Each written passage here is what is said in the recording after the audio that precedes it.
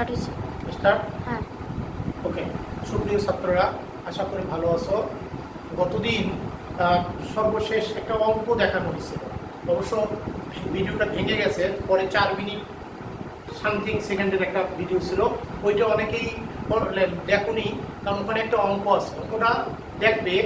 আমি আজকে আরও একটা অঙ্ক করাবো, করানোর পর আমরা লিমিটেশনস অফ বেয়ার নাম্বার লওয়া যাবো। তবে আমি একটা কথা বলি, তোমাদের যেটা এটা ওল্ড এবং নিউ উভয় সিলেবাসের জন্য প্রযোজ্য, ফলে একসঙ্গেই ক্লাস হচ্ছে দুটি তোমার ইয়ারে, ওল্ড সিলেবাস নিউ সিলেবাস, দুই গ্রুপেই এটা দেখবে এবং এটা করবে, কারণ এটা গুরুত্বপূর্ণ চ্যাপ্টার। এরপর এটা আরও একটা ক্লাস নেব আমি এই চ্যাপ্টারের, নেওয়ার পর আমি যাব পোলারোগ্রাফি, ওটাও উভয় গ্রুপের জন্য প্রযোজ্য, নিউ সিলেবাস ওল্ড সিলেবাস। তো আমরা গতদিনের একটা অঙ্কের সাথে আজকে আরেকটা অঙ্ক যোগ করে দিচ্ছি। অঙ্কটা একটু লিখে নেই। 1.5 সেন্টিমিটার দীর্ঘ ছেলে কোন যৌগের 0.01 মোলার দ্রবণের মধ্য দিয়ে সোডিয়াম আয়োডাইড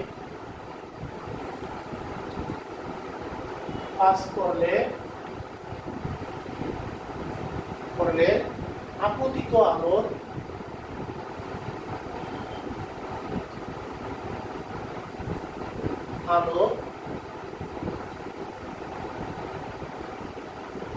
ইনসেন্ট আলো লাইট আপতিত আলোর 20% শোষণ ঘটে।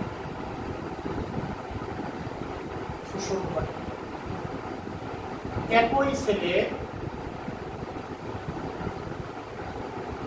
ছেলে উক্ত যৌগের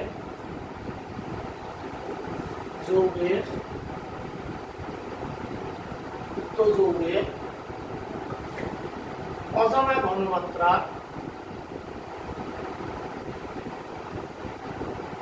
ঘনমাত্রা দ্রবণের মধ্য দিয়ে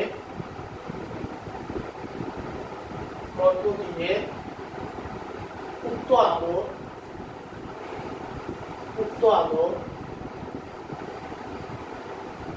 আলো 40% শোষণ ঘটে।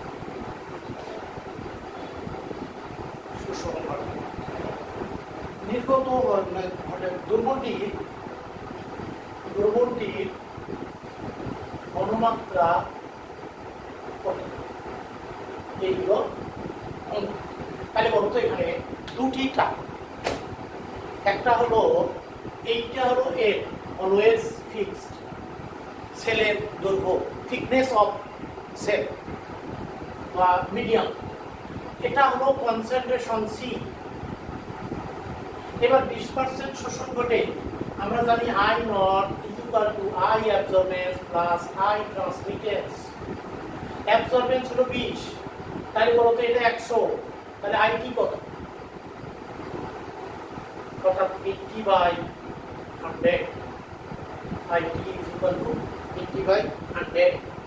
এবার ট্রান্সমিটেন্স ক্যাপিটাল টি দেওয়া উচিত, ট্রান্সমিটেন্স। তাহলে এখন বলো C.01 মোলার এবং L is equal to 1.5 centimetre. তাহলে আমরা জানি absorbance is equal to log of I not by I। এটা কিন্তু উঠে দেই, তাহলে নাম হয় ট্রান্সমিটেন্স, কারণ is equal to minus log of T. তাহলে ট্রান্সমিটেন্স হলো এটা না, ট্রান্সমিটেন্স তার বলো তো এখানে আসবে কি I by I not is equal to minus epsilon CL, কারণ এইটা হলো উল্টে দিছি অ্যাবজর্বেন্সের সমীকরণে, ফলে টি আসলো মাইনাস ECL। তাহলে এখানে বলো তো কত মান? এখানে মান হলো 80/100 is equal to minus epsilon C হলো 0.01 মোলার ইনটু L হলো 1.5, অর্থাৎ epsilon is equal two 6.46 litre per mole per centimetre. এখান থেকে আমি ইপসিলন পাইলাম, মোলার অ্যাবজর্পটিভিটি পাইলাম। এখন মোলার অ্যাবজর্পটিভিটি ইউজ করে আমি দ্বিতীয় অংশের অঙ্ক করতে পারবো, তখন আমি ঘনমাত্রা বের করতে পারবো। ঘনমাত্রা তখন বের হবে দ্বিতীয় অংশ। তো দ্বিতীয় অংশ যেটা, সেটা আমি এটা মুছে দেই, দিলে এখন তুমি দেখো লেখা হয়ে যাবে মনে হয় এর মধ্যেই। এবার দ্বিতীয় অংশ সূত্র একই। দ্বিতীয় অংশে তাহলে বলো তো অ্যাবজর্বেন্স, এবার বলো I not is equal to I absorbance plus I T. তাহলে এখানে বলো তো অ্যাবজর্বেন্স কত 40, তাহলে এখানে কত আই টি, অর্থাৎ এটা 100, অর্থাৎ I T is equal to 60, অর্থাৎ I by I not is equal to বলো তো কত 60/100। এবার এপসাইলন মান ইজ ইকুয়াল টু আমরা জানি 6.46, আর এল তো আমরা জানি 1.5, এটা ফিক্সড 1.5, এটা ফিক্সড। তাহলে মানগুলো বসাও, মাইনাস 6.46 ইন্টু সি ইন্টু 1.5। এই মান বের করলে সি এর মান আসবে 0.023 মোলার। এইটা হলো আমার উত্তর। লেখো, অঙ্কটা করে দাও।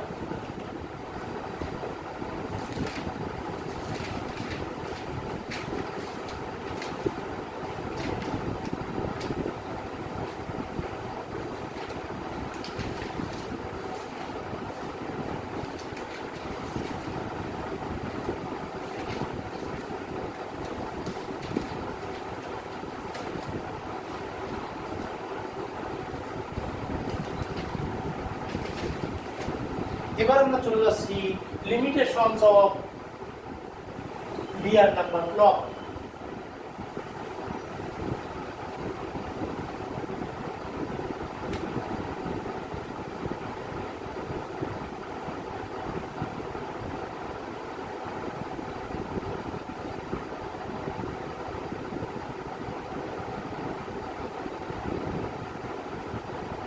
Limitations of real number law.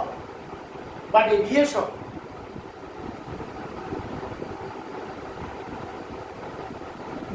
of real numbers law যেটাই বলি, এই limitations of deviation of real numbers law, এইটার ক্ষেত্রে প্রথমেই যেটা আসে কনসেন্ট্রেশন অফ সলিউশন। 1 নম্বর পয়েন্ট,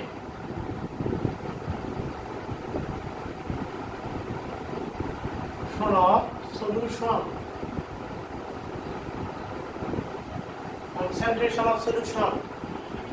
সলিউশনের কনসেন্ট্রেশন একেবারে তোমার হলো ডাইলুট হতে হবে, ডাইলুট পাতলা। কিরকম? 0.01 মোলার এর নিচে সর্বোচ্চ। এটা এর চেয়ে যত কম হবে তত কনসেন্ট্রেশন, যত কম হবে তত অ্যাবজর্বেন্স সঠিক হবে, মোলার অ্যাবজর্পটিভিটি বের করা যাবে। তোমার হলো বিয়ার নাম্বার সূত্রের গ্রাফ, যেটা গ্রাফটা হলো এরকম। আমরা বলি এটা হলো দেখো অ্যাবজর্বেন্স এ, আর এখানে হলো কনসেন্ট্রেশন। অ্যাবজর্বেন্স এ, কনসেন্ট্রেশন। দেখো বিয়ার নাম্বার সূত্র আমরা জানি এপসাইলন সি এর। তারপরে এটা লিনিয়ার ইকুয়েশন, মূল বিন্দুগামী এবং কি লিনিয়ার সমীকরণ। অর্থাৎ গ্রাফটা আসবে এরকম আসার কথা। কনসেন্ট্রেশন যত হাই হয় গ্রাফ তত এই লিনিয়ার না হয়ে উভয় পজিটিভ অথবা নেগেটিভ দিকে বেঁকে যায়, অর্থাৎ ডেভিয়েট হয়। আর এই ডেভিয়েটটা কেন হয়? এটার কারণ হলো কনসেন্ট্রেশন যত বাড়ে দুর্বলে সলিউশনের রিফ্র্যাক্টিভ ইন্ডেক্স, প্রতিসরাঙ্ক, প্রসারাঙ্ক বলা যায়, প্রসারাঙ্ক, রিফ্র্যাক্টিভ ইন্ডেক্স, হাইড্রোজেন বন্ড, বন্ধন, hydrogen bond, intermolecular force, van der Waals force, তত তোমার হলো সলিউট মলিকুলগুলোর মধ্যে হাইড্রোজেন বন্ড সৃষ্টি হয়, ভ্যান ডার ওয়ালস ইন্টারাকশন সৃষ্টি হয়, হওয়ার কারণে দ্রব্যের তোমার হলো কনসেন্ট্রেশন যত গাঢ় হবে, এই ধরনের গ্যাস সৃষ্টি হলে মোলার অ্যাবজর্বিভিটি তত ভেরিয়েশন হবে, মোলার অ্যাবজর্বিভিটি চেঞ্জ হবে, ফলে গ্রাফটা কখনো পজিটিভ অথবা কখনো নেগেটিভ স্লোপের দিকে যাবে। অর্থাৎ তোমার হলো ধনাত্মক উভয় ধরনের ভেরিয়েশন সৃষ্টি হবে কনসেন্ট্রেশন যত হাই হবে। 1 2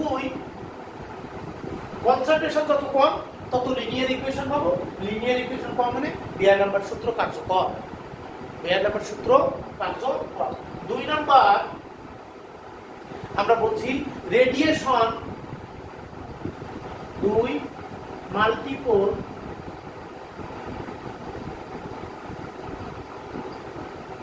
wavelength of radiation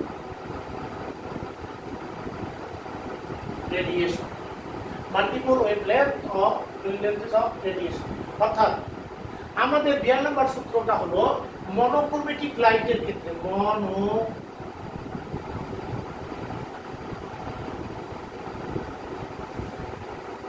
মনোক্রোমেটিক লাইটের ক্ষেত্রে প্রযোজ্য অ্যাপ্লিকেবল।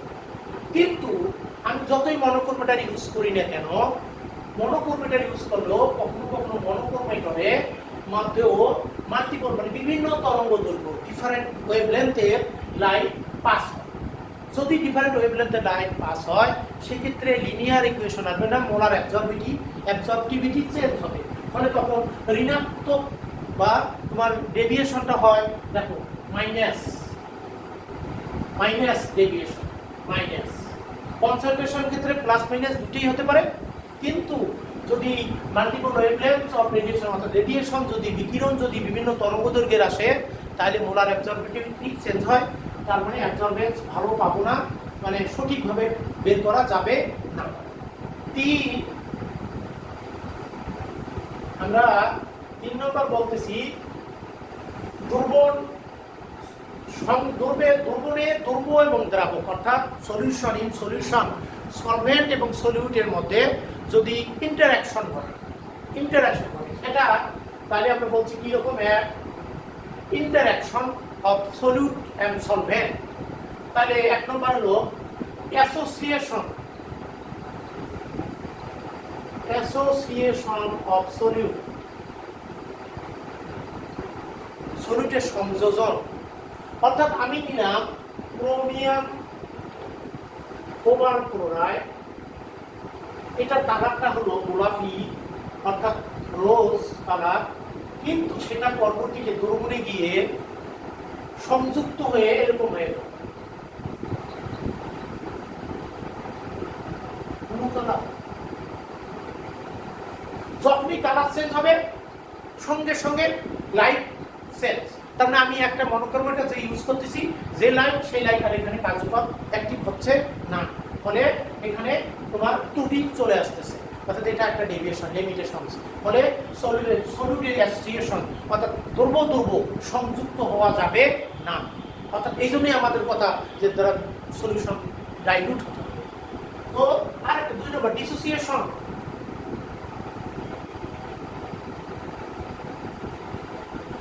Dissociation of solute. আমি নিলাম একটা যৌগ এইচ এ কম্পাউন্ড, সলিউশনে দিয়ে সে আয়নিত হয়ে গেল। এর কালার ছিল কালারলেস বর্ণহীন হয়ে গেল, এখন হলুদ। এটা সাধারণত ইন্ডিকেটর গুলো হয় এরকম। তাহলে কালার যখনই চেঞ্জ সঙ্গে সঙ্গে মনোক্রোমেটারের কাজ, মনোক্রোমেটার যে লাইট দিচ্ছে সেই লাইটের সাথে এই লাইট অ্যাবজর্ব তোমার হলো সেট হচ্ছে, ফলে এরর চলে আসতেছে, ডেভিয়েশন হচ্ছে। তাহলে অ্যাসোসিয়েশন গেল, solute, dissociation of solute.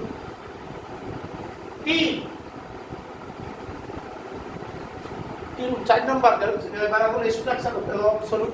Structure of solute হলো এইটা, তার মধ্যে আমরা হলো pH of solution.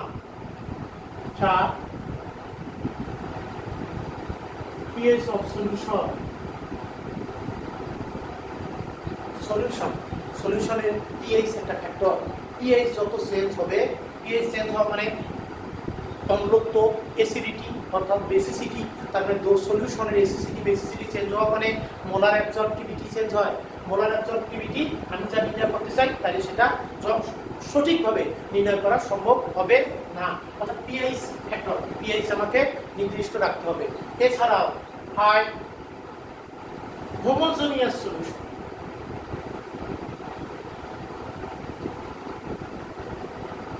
Homogeneous solution অর্থাৎ সর্বশেষ বলছি সমসত্ব দ্রবণ হতে হবে। সমসত্ব দ্রবণের ক্ষেত্রে বেয়ার-লাম্বার্ট সূত্র কার্যকরভাবে প্রয়োগ করা যায়, এর লিমিটেশনস থাকে না। এই পাঁচটা। এছাড়াও এখানে তুমি আরেকটা জিনিস বলতে পারো, টেম্পারেচার একটা factor.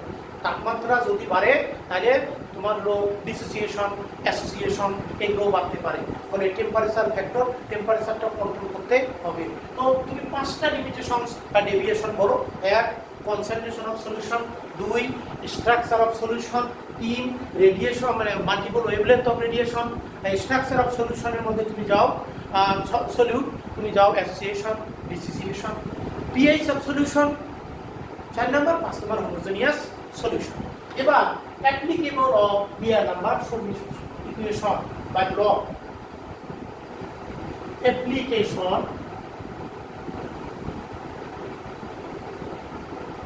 of Beer-Lambert,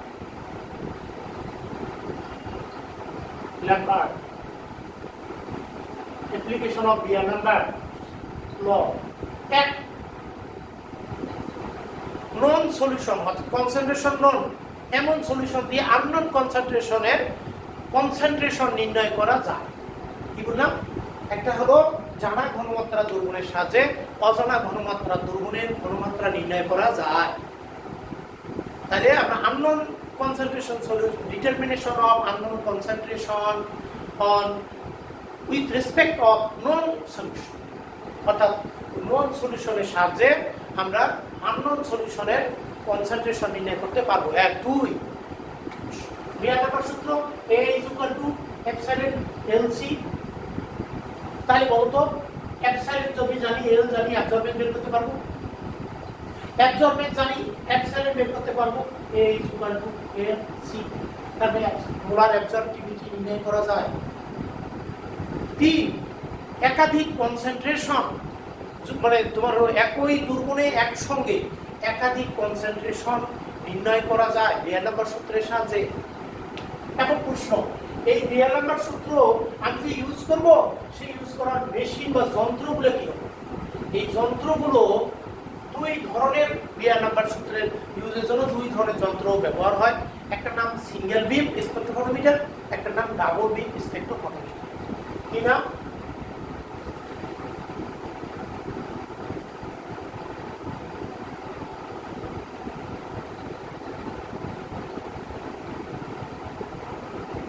photometer, double beam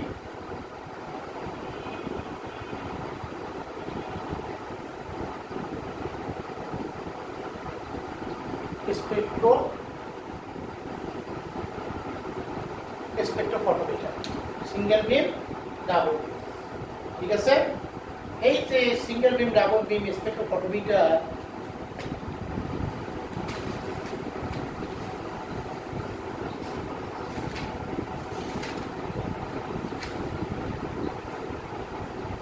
spectrophotometer, এই দুই স্পেকট্রোমিটারগুলো কেমন আমরা একটু সেই যন্ত্রগুলো দেখবো। একটা জিনিস করবো প্রথমে, এটা বলছে ফটোমিটার।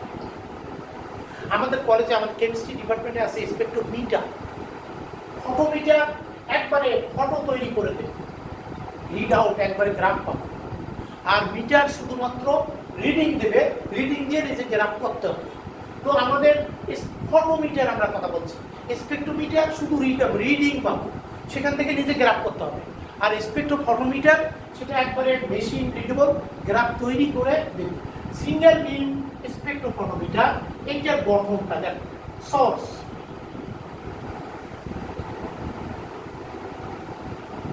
আলোক উৎস, বাংলায় আলোক উৎস, লাইট সোর্স, লাইট সোর্স আলোক উৎস। এটা দুই ধরনের আলো লাগে। একটা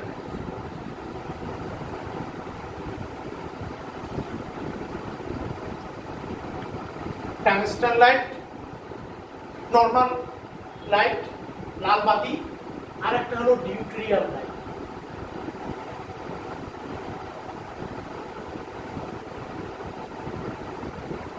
এটা অতিবেগুনি আলো সরবরাহ করে, এটা দৃশ্যমান আলো সরবরাহ করে। দুইটি মিলে আমরা বলছি এটাকে সোর্স। সোর্স থেকে আলো আস্তে আস্তে কি করতেছে, বিকিরিত হচ্ছে। বিকিরিত হয়ে আস্তে আস্তে কোথায়, মনোক্রোমোটর, একটা ফিল্টার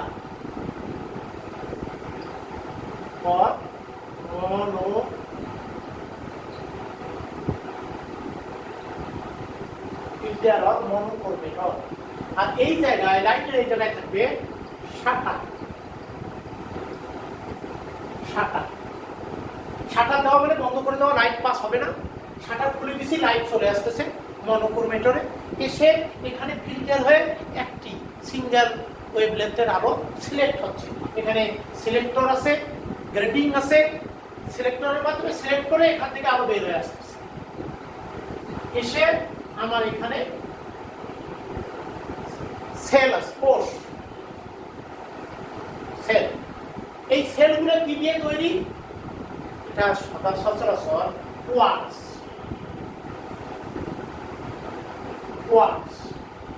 সিলিকা বা প্লাস্টিক জাতীয়, গ্লাস না। কারণ তুমি জানো গ্লাস, এই যে অতিবেগুনি আলো লাইট কিন্তু অ্যাবজর্ব করে, গ্লাস লাইট অ্যাবজর্ব করার কারণে তাহলে আমি সঠিক রিডিং পাবো না। ফলে এই কোষগুলো, সেলগুলো, এগুলো হলো প্লাস্টিক বা কোয়ার্টজ বা সিলিকা এর দ্বারা তৈরি, উন্নত মানের। আমাদের কলেজে গিয়ে আছে ছিল প্লাস্টিক সেল। এবার এই সেল থেকে যখন আলো, এখানে আমার থাকবে কি,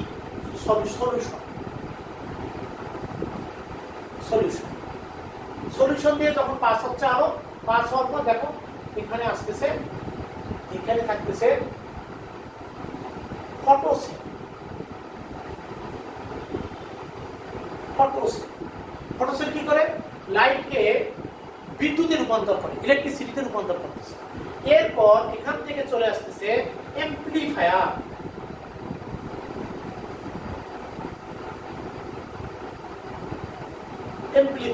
বিবর্ধক, ওই লাইটকে সে বিবর্ধক হিসেবে কাজ করে। এরপর এখান থেকে এর সাথে আসে রিডাউট ডিটেকশন, ফটো ডিটেক্টর। এটাকে বলা হবে ফটোসেল না বলে ফটো ডিটেক্টরও বলো তুমি, ডিটেক্টর।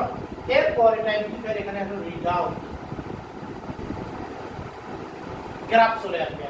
যদি আমরা ফটো মিটার বলি তাহলে একবারে রিডাউট, এখানে গ্রাফ হবে। তার মানে ইলেকট্রিক আমার লাইট সিগন্যালকে ইলেকট্রিক সিগন্যালে রূপান্তর করে অ্যাম্প্লিফায়ারের মাধ্যমে সেটাকে নিয়ে এসে বৈদ্যুতিক যন্ত্রে রিডাউট একবারে গ্রাফ দিয়ে দিচ্ছে। এটা হলো সিঙ্গেল বিম। সিঙ্গেল বিমে এখানে কি ঘটে, সিঙ্গেল বিম কেন বলে, একরশ্মি যন্ত্র। অর্থাৎ এখানে কেন বলতেছে সলিউশন, কারণ এখানে স্যাম্পল হোল্ডার একটা থাকে। লাইট যা পাস করি সম্পূর্ণ স্যাম্পল হোল্ডারের মধ্যে দিয়েই আসে। এখানে একবার দেব reference solution, reference solution,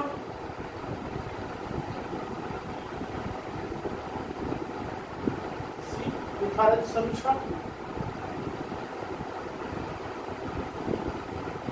reference solution, reference solution দিয়ে তার মাপ অ্যাবজর্বেন্স পরিমাপ করব। অ্যাবজর্বেন্স পরবর্তীতে এই স্যাম্পল হোল্ডারে রেফারেন্স সলিউশন ফেলিয়ে দিয়ে আবার দেব কি, আমার পরীক্ষণীয় সলভেন্ট সলিউশন। অর্থাৎ পরবর্তীতে স্যাম্পল। তার মানে এই মেশিনে, সিঙ্গেল বিম মেশিনে একবার রেফারেন্স সলিউশন অর্থাৎ সলভেন্ট, আর একবার শুধু সলিউশন, মানে আমি পরীক্ষণীয় সলিউশন, যেটা আমি ডিটারমিনেট করতে চাই, যেটা অ্যাবজর্বেন্স আমি পরিমাপ করতে চাই। তাহলে একবার হচ্ছে কি শুধুমাত্র রেফারেন্স সলিউশন। রেফারেন্স সলিউশন বলতে আমি বুঝবো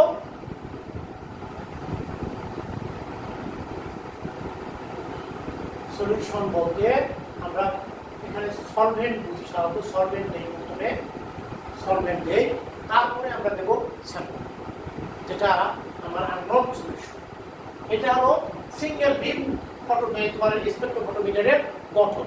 আবার বলছি দুই ধরনের লাইট এখানে দিচ্ছি, এটা হলো সোর্স উৎস, এটা ডিউটেরিয়াম লাইট, এটা ইউভি লাইট সরবরাহ করে, এটা দৃশ্যমানের ভিজিবল লাইট সরবরাহ করে। এখান থেকে মনোক্রোমটা এসে এখানে ফিল্টার হচ্ছে, ফিল্টার হওয়ার মাধ্যমে একটি বর্ণের আলো সিলেক্ট হয়ে প্রয়োজনীয় আলো এখানে আসতেছে, এসে তোমার হলো স্যাম্পল হোল্ডারে স্যাম্পল এর সাপেক্ষে অ্যাবজর্ব হয়ে, দেখো যখন রেফারেন্স সলিউশন দেব তখন এখানে আই নট খুললে আই নটই আসবে, কিন্তু যখন আমি এখানে স্যাম্পল দেব তখন এখানে আই, অর্থাৎ রেফারেন্স সলিউশন অর্থাৎ সলভেন্ট, যেহেতু ওখানে সলিউট নাই সলভেন্ট কোনো আলো অ্যাবজর্ব করবে না, মানে সব আলোই চলে আসে, তখন আই নট। কিন্তু যখনই আমি স্যাম্পল দেব, স্যাম্পল দিলে সলভেন্ট সলিউট আছে, সলভেন্ট মিলে সলিউশন হলে তখন আননোন সলিউশন, আননোন সলিউশন এর সলভেন্ট মানে সলিউট আই অ্যাবজর্ব করবে না, অ্যাবজর্ব করার কারণে আই নট দিলাম আসলো আই, তারপরে বাকিটা এখানে অ্যাবজর্ব হলো। এই আলোটাই এখানে ফটো ডিটেক্টরে আসতেছে, এসে ফটো ডিটেক্টরের মাধ্যমে ইলেকট্রিক সিগন্যালে পরিণত হচ্ছে, ইলেকট্রিক সিগন্যাল অ্যাম্প্লিফায়ারের মাধ্যমে পরবর্তী বিবর্ধক হিসেবে রিড আউট এসে রিড আউট করতেছে, গ্রাফ তৈরি করে দিচ্ছে। আর আমরা যেটা ফটো মিটার করি সেটাতে শুধু এই পর্যন্ত, এখানে যন্ত্রে অ্যাবজর্বেন্স সরাসরি মেশিনে মাপা যায়, অ্যাবজর্বেন্সটা পাইলেই অ্যাবজর্বেন্সের মানটা পাবো, ওই মানটা আমাকে দিয়ে গ্রাফ তৈরি করতে হবে। আর এখানে সরাসরি গ্রাফ চলে আসবে, এখানে গ্রাফ চলে আসবে, গ্রাফ পেয়ে যাবে। তো এবার ডাবল বিম স্পেকট্রোফটোমেট্রিটা কিরকম করবেন সেটা দেখাচ্ছি, বুঝলেই? এটারও লাইটের উৎসটা একই রকম, খালি এখান থেকে সেলস,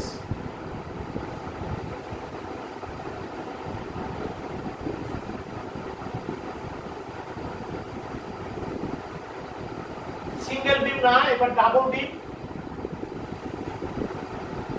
ডাবল বিম স্পেকট্রোফটোমিটার।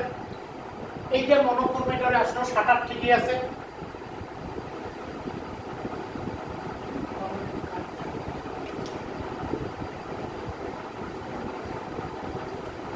এটা ফিল্টার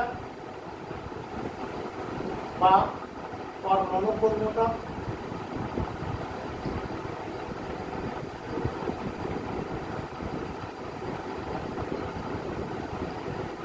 মনোক্রোমেটার এই জায়গায় এখানে এসে লাইট কি হচ্ছে, এখানে থাকবে একটা লেন্স, কনভেক্স লেন্স, উত্তল লেন্স, ওই লেন্সে এসে লাইট এখানে এসে দুটো ভাগে ভাগ হচ্ছে।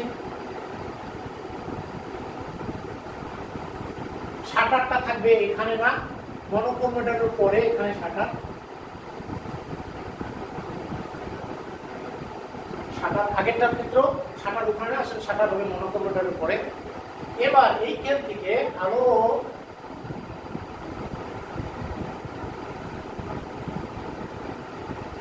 দুটি ভাগে ভাগ হচ্ছে,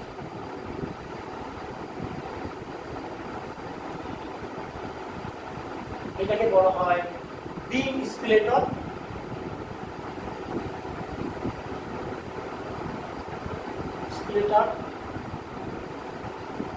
বিম স্প্লিটার,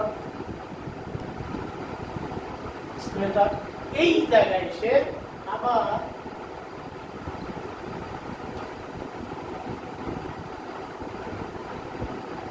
মিরর বা আয়না,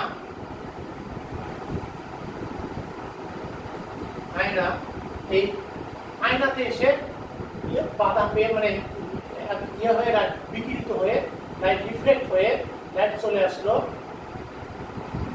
তোমার এখানে থাকবে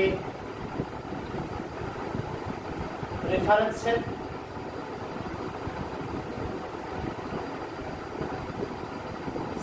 আর এখানে থাকবে স্যাম্পল সেল।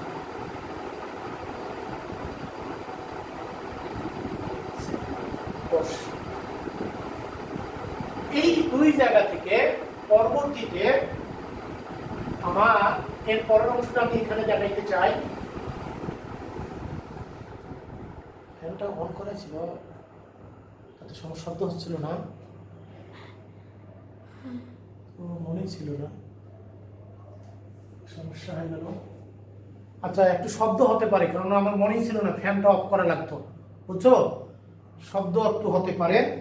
আচ্ছা, তাহলে রেফারেন্স সেল এবং স্যাম্পল সেল দুইটাতে একসঙ্গে এই লাইট ভাগ হয়ে দুই ভাগে বিভক্ত হচ্ছে। এক রশ্মিতে কিন্তু সিঙ্গেল বিমে কিন্তু লাইট ভাগ হয়নি, কিন্তু ডাবল বিমে কিন্তু লাইট কিন্তু ভাগ হয়ে যাচ্ছে, ভাগ হয়ে দুই জায়গায় গেল। ফলে বলতো লাইটের ইন্টেন্সিটি কমে গেল কিনা? একই লাইট দুই ভাগে বিভক্ত হয়ে কনভেক্স লেন্সের মাধ্যমে পরে মিরর এর সাপেক্ষে যখনই আসতেছে তখন লাইট কি হচ্ছে, তোমার হলো ইন্টেন্সিটি কমে যাচ্ছে। এই লাইটের উভয় রেফারেন্সে, তাহলে এখান থেকে আমরা এই দুই জায়গা টানতে পারি। এখানে একটা হলো ফটো ডিটেক্টর থাকবে, এটারও ফটো ডিটেক্টর, এটার নাম কি? ডিটেক্টর, এটাও ফটো ডিটেক্টর।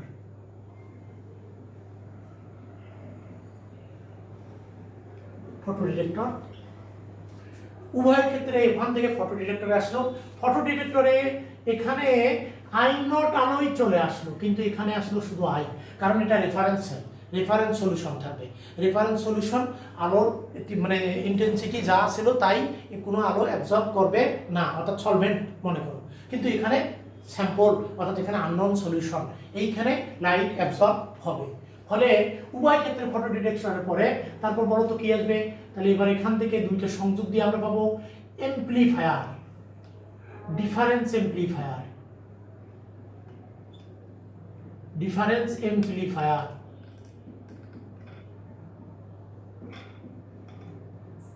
Amplifier, amplifier. এই ডিফারেন্স এমপ্লিফায়ারের পরে এখান থেকে আসবে কি বলো?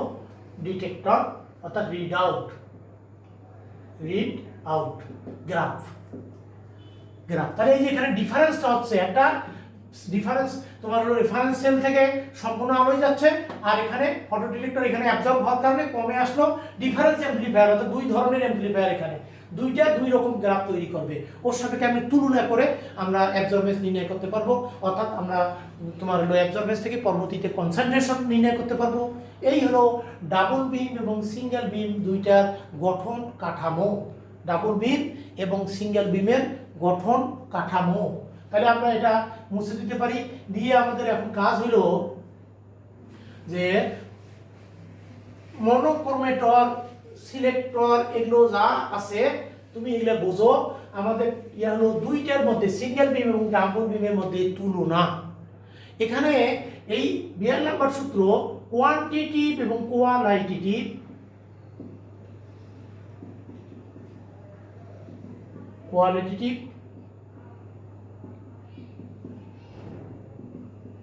উভয় ক্ষেত্রে প্রযোজ্য।